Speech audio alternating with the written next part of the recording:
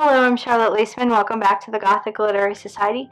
Today we are talking about a Gothic classic in a way that might surprise you. So we're going to go into a little bit of more detail than you're used to on The Raven by Edgar Allan Poe. So I have the complete tales and poems, the hefty tome here, because more Poe is better than less Poe. So I'm going to film this one a little bit differently. So I think it'll be easier if you can see the text on the screen, because we're going to go into some more detail about the different ways in which the Raven uses the word Nevermore and some of the different things that are happening in the different stanzas of the poem. So all that to say, you'll see less of my face and more of Poe's figurative face. So almost anyone over a certain age can quote that all famous line from The Raven, "Quoth the Raven, nevermore," of course. But how many of us have really dug into what that poem is really saying to us and what the role of the raven is and how it changes throughout the poem? So let's take a look at this now. So the poem features 18 stanzas, and throughout the story, Poe is telling us about a man who has lost someone he loved, a woman by the name of Lenore, and this man is studying some works of classic literature when he hears a knocking at his door. He opens the door, there's nothing there. He goes back to studying, and then shortly thereafter he hears some tapping at the window, and when he opens the window, a raven comes in and lands on a statue of Pallas. We'll get into that. Pallas, in case you're not familiar with it. Basically sits there forever, and he never says anything other than nevermore. And yet his use of the word nevermore changes over time. It means something different each time he says it. And the man is brought to different levels of understanding as the raven speaks this one word to him. So let's dig into the details now. This one's in the public domain, so we can look at it together on the screen more closely, and it'll be a little easier to dig into with examples. So, of course, plot spoilers ahead. So let's graze quickly over the first 7 stanzas just to get an idea of what's going on here. Just some of the things to highlight. So notice that when he hears the tapping at his door in the first stanza, one of the things he says, or the main thing he says, is, "'Tis some visitor, only this, and nothing more." And he repeats this again at the end of the third stanza. So it's clear to the reader that some part of him knows what's lurking outside of the door. It's something he wants to avoid, and he's quite desperate to avoid it. And we know what this is, of course, because he tells us in stanza 2 that he had hoped to find in his books or in the rapid passage of the night a way to escape the memory of Lenore, a woman he had loved and lost. So it's her ghost that he's fearing, and Poe foreshadows this really well. So in the second stanza, notice when he says, "Each dying ember wrought its ghost upon the floor." Of course, that's exactly what he's going to have to face here, is a ghost. So that's some really good foreshadowing. Notice also that between stanza 1 and stanza 6, the raven is first tapping at the door and then at the window. I don't think that's an accident. I don't think it's just a means of drawing out the tension, although of course it does draw out the tension. But I think what it really says is that this man is surrounded. So Poe has hedged him in. This ghost, this tapping at the door, it's at the door, it's at the window. There's nowhere he can go to flee from it. And I think Poe did that very intentionally to give us that sense of claustrophobia that the man is feeling, that nothing, he can't do anything to escape, to get out from under what it is that he is trying to avoid. That we'll get into in just a second. So in stanza 3, we feel his terror, but we also see a shadow of hope, symbolized by the purple curtains, that his loss will be removed. So it's implied here that it might be the ghost of Lenore at the door, which he would love, of course. Not as much as if she hadn't died, of course, but the ghost of her at his door coming to visit him would at least in some way alleviate his pain. And then in stanza 4, he struggles with his fear. He doesn't want to open the door, but then he gets past it. He opens the door. He finds nothing but darkness. Of course, this is foreshadowing again, Hold on to that thought because we're going to talk about that at the very end. In stanza 5, he looks out into the darkness and he whispers her name, Lenore. And then a ghostly echo whispers back, Lenore. So at this point, we have an even clearer picture of what's haunting him.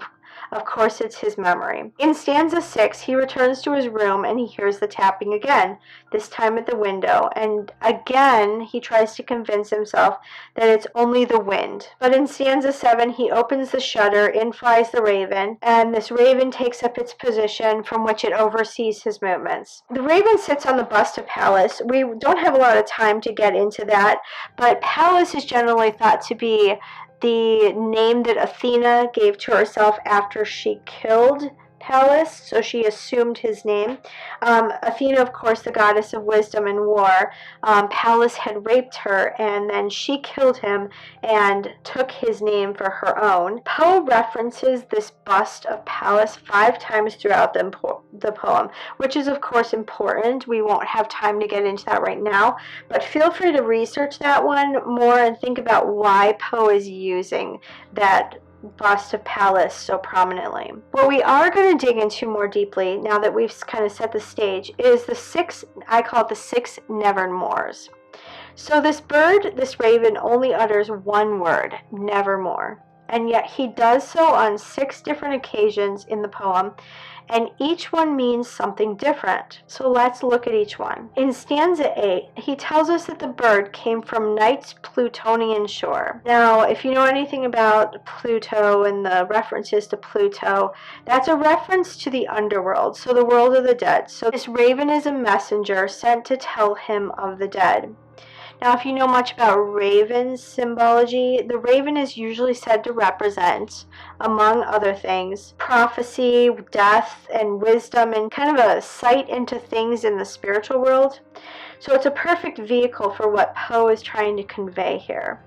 And in this stanza, the man asks the raven what his name is, and he responds, nevermore. So this is the first instance of the raven's use of the word nevermore, and here it's meant to convey that the bird is a representation of those who are dead, or a memory of those who are dead. You can phrase it any way you'd like. And then in stanza 10, the man watches the raven and says that the bird will probably leave him, just like other people in other relationships, other hopes, have also abandoned him. To that, the bird replies, nevermore. And here, of course, that means that he will never be free of this raven and what it represents.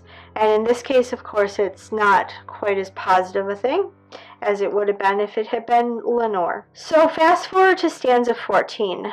Notice that a perfume suddenly fills the air, filling the man's mind with a memory of Lenore. He begs for a respite, a nepenthe. Notice this word nepenthe. Now, if you've read Homer's Odyssey, you know that a nepenthe was a drug, and that drug would take away a person's grief and relieve him of his troubled mind. So the man is saying, I really want a drug that will take away this memory of mine and take away this grief. And the raven says to him, nevermore, meaning, of course, that there will be no relief from his sorrow and no drug to dull his grief. In the next stanza, stanza 15, the narrator loses control and calls the bird an evil thing, a thing of the devil. That's the tempter reference. And he asks, isn't there any balm in Gilead? So this is a biblical reference. It refers to a medicinal perfume that could heal him. It also refers to redemption. So now, instead of just trying to dull his grief or relieve his troubled mind, he's begging for a way to be healed or a way to be redeemed from this loss. And again, the raven says, nevermore, meaning not only will you never escape it, you'll never be healed of this. So then in stanza 16, the man instead asks the bird, well, perhaps he'll find Lenore again one day in paradise. That's what Aiden means. It's a reference to paradise. But the bird here tells him again, of course, nevermore. So meaning that he will never be reunited with his lost love. And then in stanza 17, not surprising, the man completely loses it and shrieks at the bird. He wants it to leave. He'd rather be lonely than to have the constant visual reminder of what he lost. To that, the bird says, nevermore, meaning, of course, he will never escape that reminder of what he lost. And then in the end, in stanza 18, the man says, that to this day the raven is still sitting on the bust of Pallas, with the lamplight casting his shadow on the floor. Quote, "And my soul from out that shadow that lies floating on the floor shall be lifted nevermore." End quote. So the raven is a symbol of the shadow of his loss, a shadow that reminds him that he'll never be free from the sorrow, the reminder of Lenore, that he'll never be reunited with her. He's left with the darkness that he found when he first opened that door. So that was that foreshadowing. So this is a sad poem. It's a very melancholy examination of the weight that hangs over a person who has lost someone that he loves. Poe does an excellent job of portraying what that loss looks like, but why is this a Gothic poem? So some of us just assume it's Gothic because we know enough about Poe to know that he's Gothic, but we can point to why it's Gothic by looking very closely at this theme. So this idea that there is this loss that hangs over a person after someone dies. It's almost like a ghost of a person. So you see this a little bit more in like Wuthering Heights, but from a different angle. Here, Poe is portraying the loss as this raven that will never leave him. So he can never be, he can't even just be lonely again. He has to be reminded constantly of what he once had and what he has no more.